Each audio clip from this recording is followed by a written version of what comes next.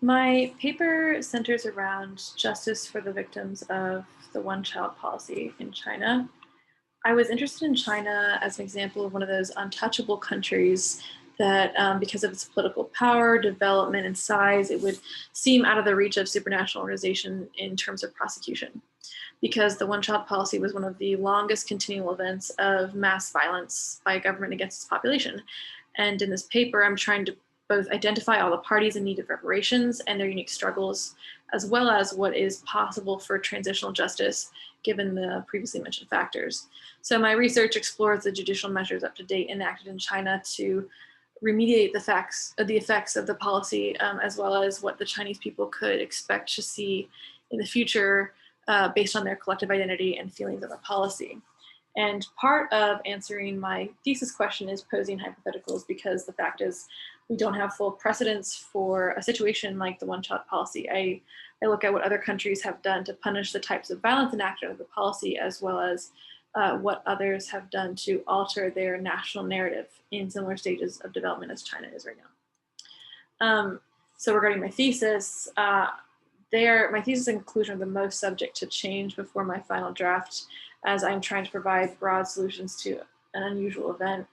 I ask what, in terms of transitional justice, is possible for China's current society given their political status, the millions of victims, and the fact that there is no transition in sight, at least not in the conventional authoritarian government to democracy we've discussed. I propose in my conclusion that given other examples of developing societies who had to reckon publicly with governmental crimes against the people, China could be looking at cultural healing and destigmatization of individual stories rather than official government reparations.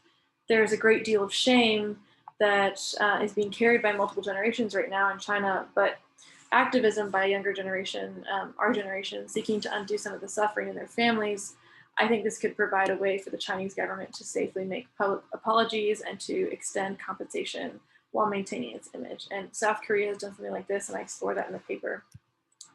The research of my body paragraph is largely broken down into three sections. First, I explain the scope of victimhood.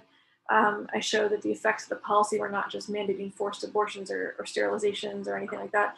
There are other factors to consider, such as the cultural preference for females that led to millions of girls being put up for adoption in Western countries, or the single children who are now expected to care for upwards of 8 aging relatives, or decades of bachelors without wives. Secondly, I discuss what has been done already, largely China's decision to relax the policy and allow every couple to have 2 children, which is almost the entirety of their bureaucratic efforts to remediate with the population. I also then explore the larger remedial efforts on the part of the individuals to reunite adoptees with their birth families and former medical workers' efforts to atone for abortions and sterilizations that they had to perform under the policy.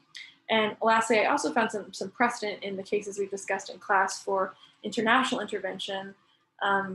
And the trine of crimes, particularly against women and children, has strong legislative precedent, as we've seen, but largely in Africa. And so we haven't seen that with a large country like China.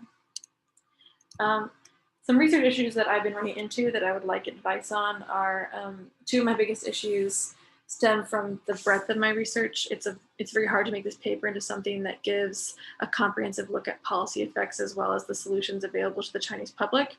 So maybe somebody who views this could comment on how you've tightened up your topics and their sources, and how to focus on the conclusion and make it comprehensive. I expect my conclusion from my draft to find that the most likely future for China, which I will suggest, cannot be government-based. It will not be government-based. And the current state of China's domestic policies and international relationships lead me to focus on Chinese cultural sentiments. There's a very strong desire in the young generations to reckon with their past, to rally for governmental apologies, etc. I think destigmatizing those who participated in it, in enforcing the policy, or those who were violated by the policy, as we've seen with other countries, could allow China to live as a society of victims and perpetrators side by side, who are also learning from the past and working into their national identity rather than burying that identity. So let me know what you think. Thanks.